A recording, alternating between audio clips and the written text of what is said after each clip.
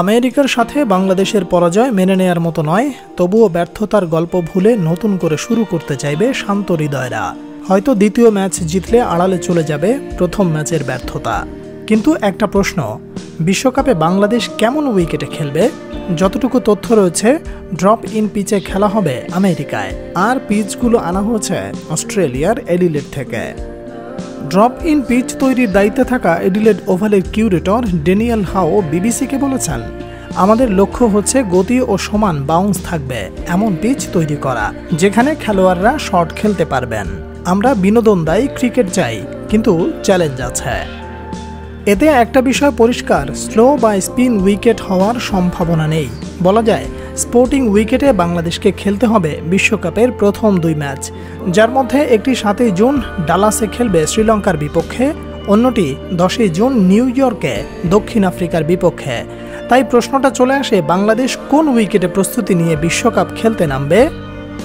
শান্ত বিশ্বকাপে যাওয়ার আগে জিম্বাবুয়ে সিরিজের উইকেট নিয়ে কি বলেছিলেন? আর লিটন এবং আমার কথা যেটা বললেন যে এটা অনেকে মনে করতে পারে এক্সকিউজ হতে পারে, বাট এই সিরিজটা আমরা খেলবো, আমার মনে হয় খুব ভালো উইকেট আমরা খেলছি ইভেন চিটাগংয়ে। অর্থাৎ উইকেট ব্যাটিং বান্ধব ছিল না, আরেকটু সহজ করে বললে স্পোর্টিং উইকেট না, যেমনটি টি-20তে হওয়া প্রয়োজন। শান্ত তার কথার ইঙ্গিত দিয়েছিলেন, স্লো উইকেটে প্রস্তুতি নিয়ে বিশ্বকাপে ব্যাটারদের পারফরমেন্স করা সহজ হবে না। শান্তর প্রেস ব্রিফিংয়ের পর দেশ পরিবর্তন হয়েছে, বাংলাদেশের প্রতিপক্ষ পরিবর্তন হয়েছে, কিন্তু উইকেট কি পরিবর্তন হয়েছে?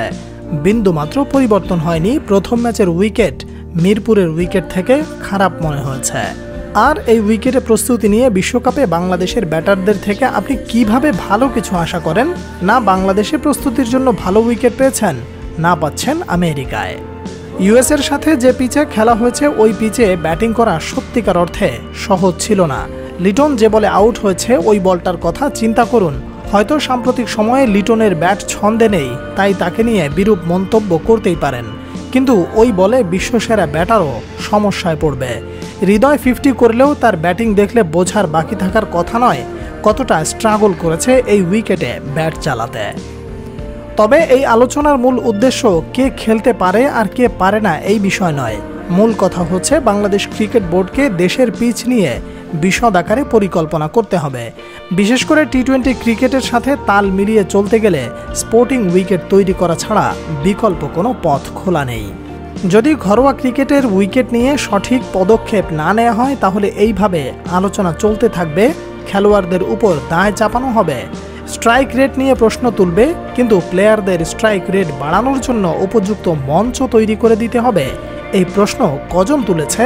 তাই প্লেয়ারদের ঢাল না বানিয়ে ঘরোয়া ক্রিকেটের অবকাঠামো উন্নয়ন নিয়ে কথা বলার সময় এসেছে। যদি এই জায়গা ঠিক হয়, তাহলে ভবিষ্যতে আর স্ট্রাইক রেট নিয়ে কথা উঠবে না। Salman Abdullah, sports and news.